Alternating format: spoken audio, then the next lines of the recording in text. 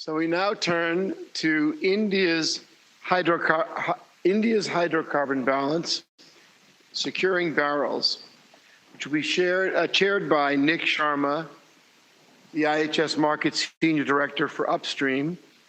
And we have a very distinguished panel with Prachur Sah from Vedanta, Prachur Sah, CEO of Cairn, Laxma Reddy from DGH, and John Ardil, Vice President, ExxonMobil. Ladies and gentlemen, I think we've got a real fantastic session ahead of us on the hydrocarbon balance story for India. I had a bit of a chuckle because over the last day and a half, we've heard the full story around the energy sector, but we haven't really got to the crux of the situation, which is upstream, which is such a critical element for the Indian economy and really will be the drive for the economic growth. Just for some headline numbers, India's current production or demand actually is 5 million barrels a day, of which 85% is imported, and it's projected to rise to 9 million barrels a day. So that's a pretty big increase over the coming 3 decades to 2050. So, Dr. Reddy, I kind of like to get straight into the story here. India's got obviously a big hydrocarbon balance challenge. Demand's going to increase from 5 million to 9 million barrels a day. How does India tackle that? And particularly from the domestic perspective, how do you see that story evolving? See, we had reassessment of hydrocarbon resources in the past, like whatever the data which was available until 2015. We did hydrocarbon reassessment in 2017. So whatever the resource base was there, that was substantially, it was increased near about more than 40%, and 12 billion tons of oil equivalent has been discovered, and so far whatever has been produced balance, which is still remaining, maybe about 1.2 billion tons of oil equivalent, which is oil and gas, which is remaining to be produced. What need to be done, a lot of investment has to come in from the discovered quantum to be basically, after putting the geological risk assessment and elimination, you need to improve put the exploration inputs into the thing to bring it to recoverable reserves. And those recoverable reserves, as you enhance the recovery factor, the producible reserves will increase. So what technology has to be bring in to increase the recovery factor? And a lot of investment is required, technology induction is required, and then maybe through technology partnership, as well as through joint ventures mechanism, these recoverable reserves need to be produced efficiently. That's where you will be securing the barrels, and which will be bringing to the surface to the betterment of the hydrocarbon demand of the country. As of now, 85% of the oil and gas demand which is there in the country is being imported. With the oil price regime, in the low oil price regime for a country like India, it is economical. It makes sense. But the industry to grow within the country, you need to have a price mechanism, and maybe to the tune of $60 to $70 per barrel will work basically to develop the oil and gas industry within the country. We need to produce whatever the recoverable reserves which are there, whatever the resources which has been estimated, that has to be brought into the surface in an efficient manner. And it is not just maximizing the production. We need to take care of the reservoir health. It should be now an optimized production, for which government has articulated several policies, brought in several policies. We moved from the production sharing contract regime to the revenue sharing mechanism, and we have introduced basically the open acreage licensing bid program, wherein potential investors can come and look into the national data repository, where the complete legacy data is stored on the national data repository. Whole country, the 26 sedimentary basins which are there in the country endowed with hydrocarbon, And there are several, category 1 basins where the commercial production is taking place, category 2 basins where the commercial production is yet to start, and the category 3 basins where the exploration input has to come in. This is the areas where the potential investment can come in. And through NDR, you can choose your acreage, and then you can demarcate your own blocks and demarcate the potential where it is exactly the hydrocarbons are lying. And then, you give an expression of interest. Based on that expression of interest, we are going to put the block for bidding. And based on the work program and then the investment multiples, these blocks are going to be awarded. Of course, category 2 and category 3 basin, there is no revenue sharing mechanism. And India being a insatiable appetite for the hydrocarbons, which is to be consumed in the country. So here is the market where you find a ready market. Yeah, you touch. Indeed, and you touch on a really big point in terms of the size of the market. Dr. Adil, you're looking at the world of E&P obviously on a constant basis, and clearly India's made a lot of positive changes over the last few years to promote the acreages. How do you see the India story evolving? What's kind of working in your lenses, and what are some of the things that still need to kind of happen? Thanks. It's a good question, and this is my first trip to India and also the first trip after COVID internationally. So it's very meaningful. And over the last couple of days, just listening to some of the vision, in particular, Prime Minister Modi's vision for a self-reliant India by 2047. And then we had a meeting last night with Minister Puri, and his articulation of the urgency and scale of the task that we're trying to impact was very, very clear. And so I was reflecting today just on all the discussion over the last few days and wanted to really share a story rather than just some points. And it goes back 25 years ago, close to when I started working with ExxonMobil, and we had a very similar situation to the one we're looking at today in India. And the example was from Sakhalin 1, the development. So this was, the PSC was signed in 1996, about 25 years ago. And we sat down with the stakeholders at the time, and it was President Putin who asked for a consortium to go develop the Arctic resources off the east coast of Russia. And we had a similar challenge there.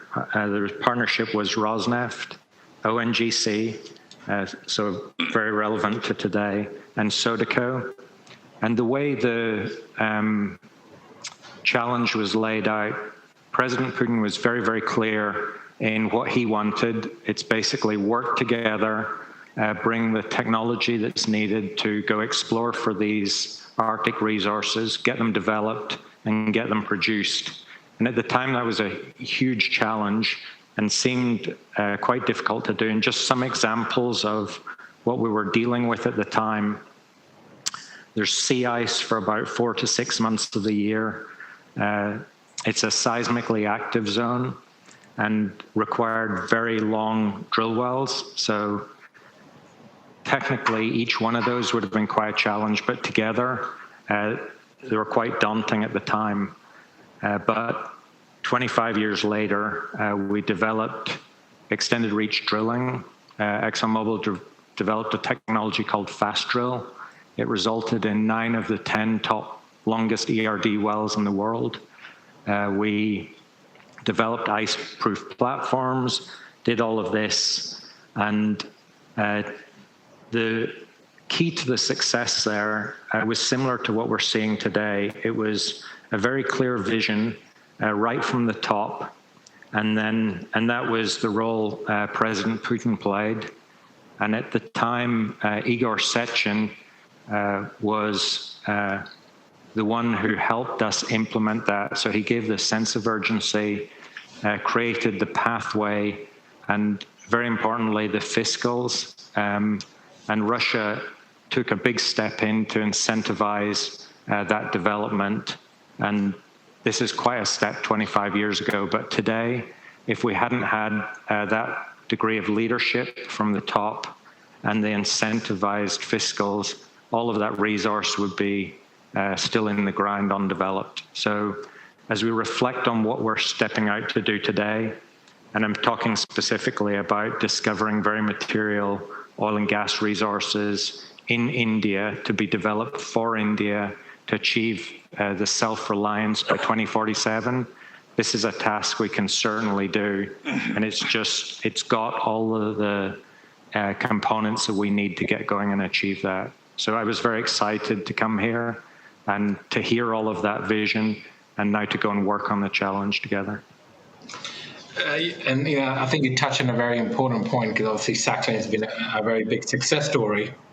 And then over to you, Mr. Sah. We look at yours as being a success story as the largest independent E&P company in India. What's your reflection been on the journey, but really more forward-looking? What more can be done? Because you've articulated that there's a significant amount of production capacity that can be done and be increased from existing reserves. No, I think thanks, Nick. I think obviously, it's been stated enough that we have a huge gap in what we consume versus what we produce. So naturally, anything we do on domestic production is a given, should be encouraged. And yesterday night, Prime Minister Modi, what he said is the government becoming more production-focused and not revenue-focused, in my view, is a very profound statement that's going to change the way the investment and the activities can be carried out in the country. So I think for the next few years, for India to grow its domestic production, I think it has to be 2 or 3 critical levers.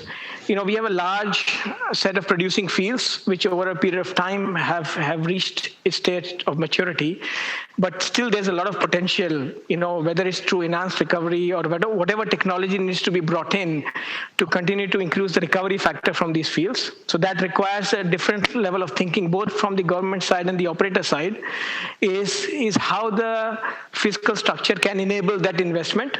So that, in the existing blocks where the fiscal levies are at 70%, how they can be brought down to let's say at 40%, to enable investment in those technologies and still be producing at $40-45 a barrel and bringing those stream of production online.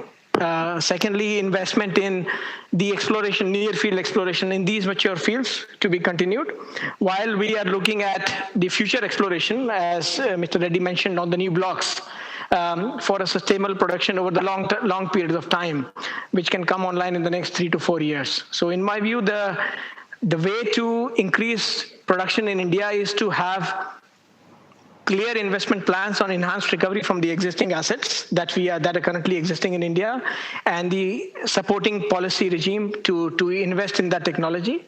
Exploration, both in the existing assets and the new blocks.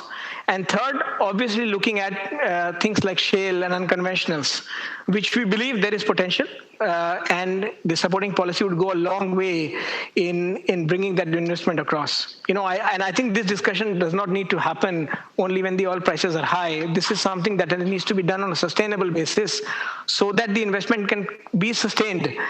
And we can, in the next few years, reap the results out of it. Right, so I think it's very encouraging what's happening in India in terms of what government is willing to do, and it's upon us. We as Kane, Vedanta, we are committed to increase our production and contribute to increase in domestic production.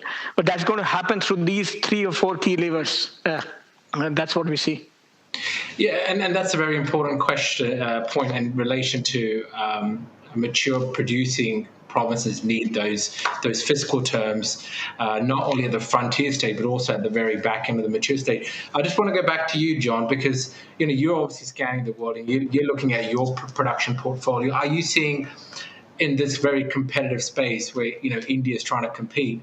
Are you seeing the similar responses from other host governments that saying, okay, we're maturing, but these are the incentives we're going to bring to the table that allow you to then produce that every last barrel or the tougher barrels? Yeah, it's a great question. I think COVID and the downturn has really accelerated a huge amount of change in our industry. And some of the most important changes are around societal expectations and for clean, reliable, and affordable energy, and also at the same time to decarbonize the energy system urgently. And so when we think about that, it really does identify some barrels as being advantaged versus others.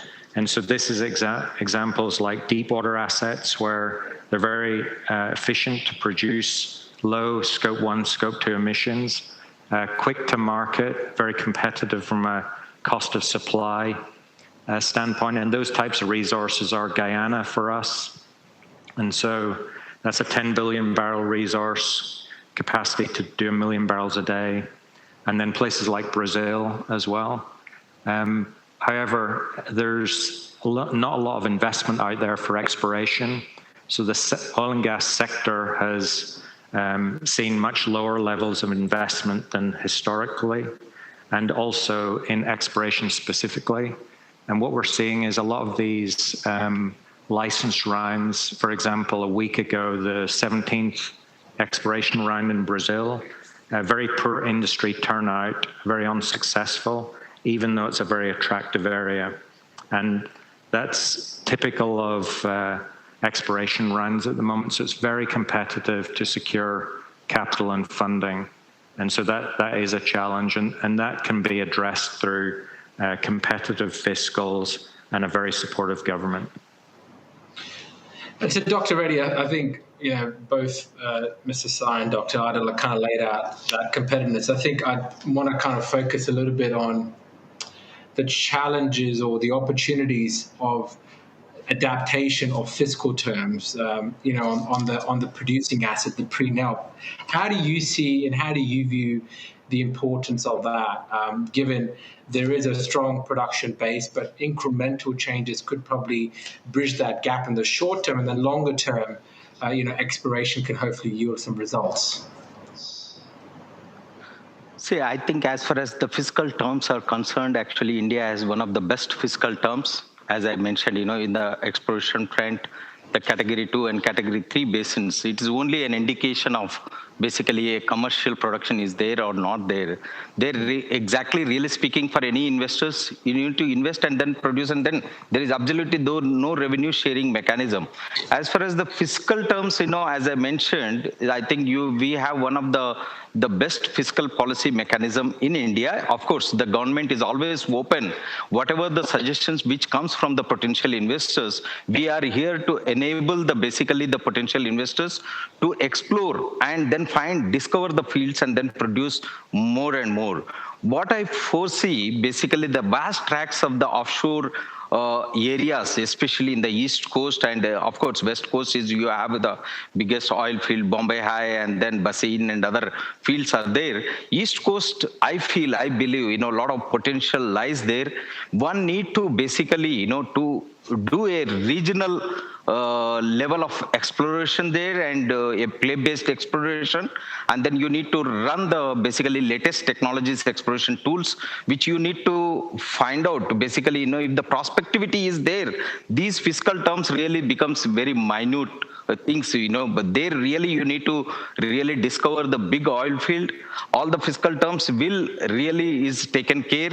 And when any potential investor comes in, you just point out these are the areas where the more investment come in. These are the fiscal terms which are required.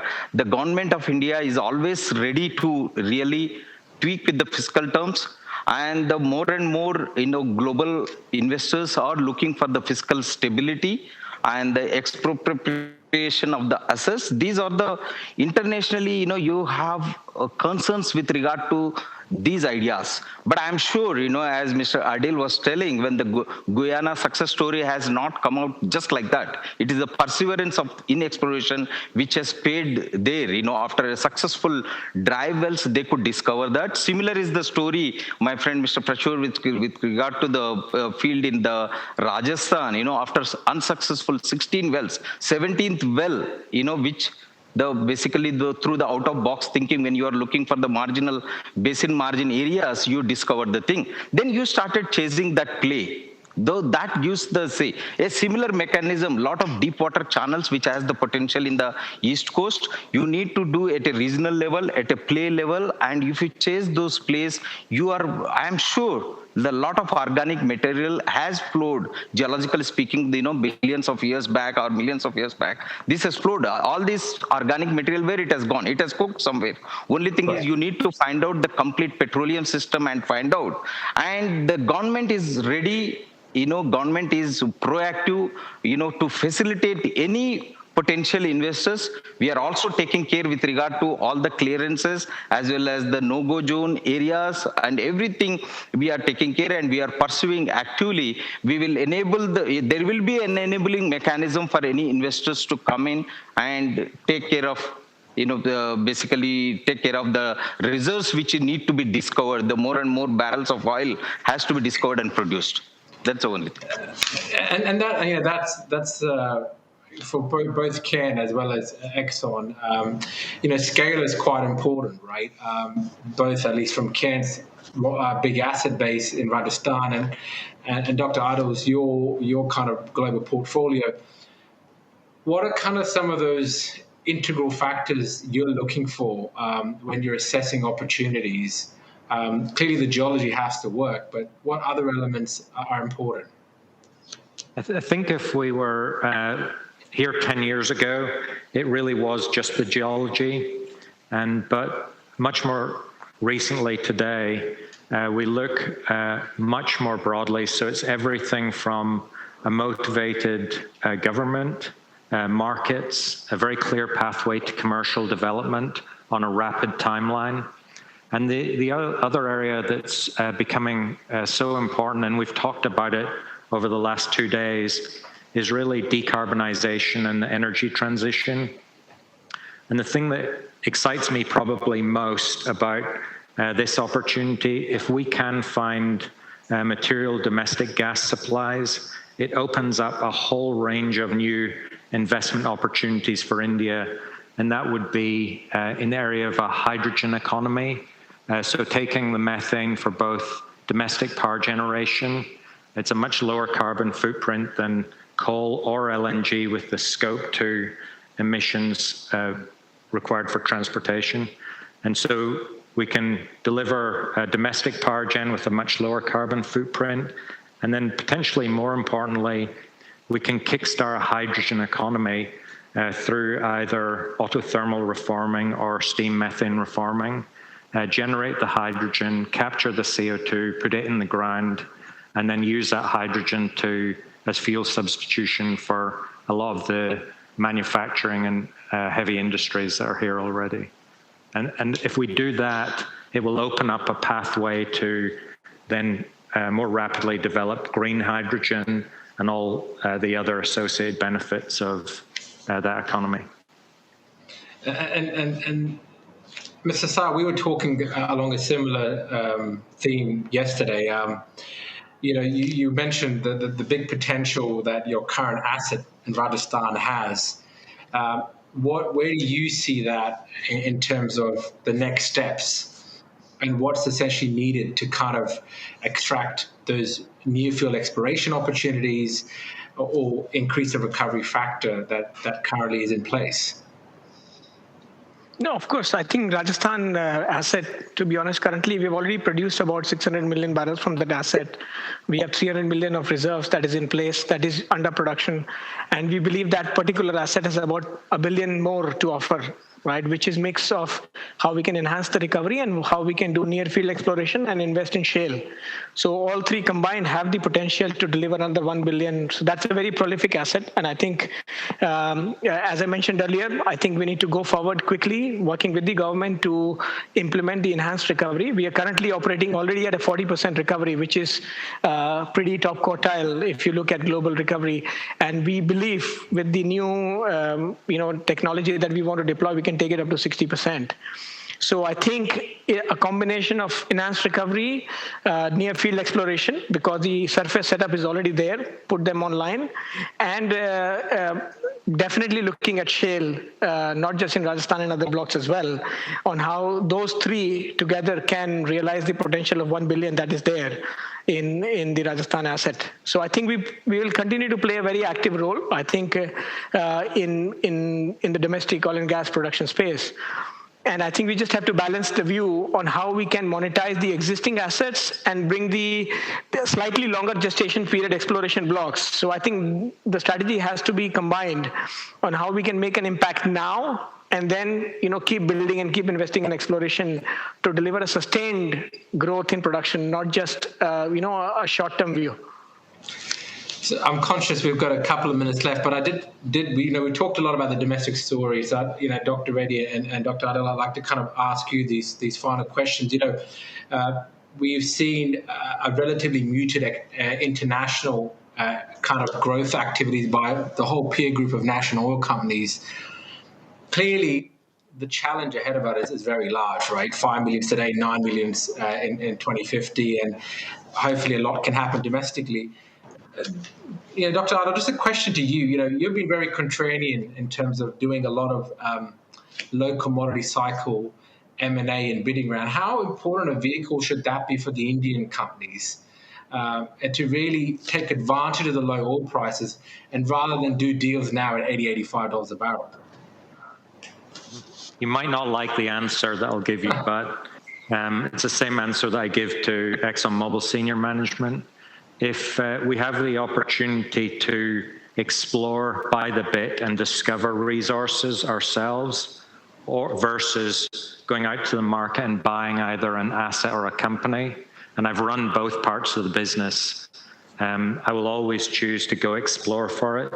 It's much more cost effective, it's much more value effective, and it has a much bigger impact, certainly in the Indian economy. If we can explore for opportunities in India and develop them here, take advantage of the infrastructure and the growth, that'll be much more impactful and related to the vision that's been laid out versus just going out and buying international assets. And we've done both. So there's a time and place for M&A, but it's a pretty niche area. Okay, and Dr. Reddy, to yourself, your observations on how that should play out between domestic and international.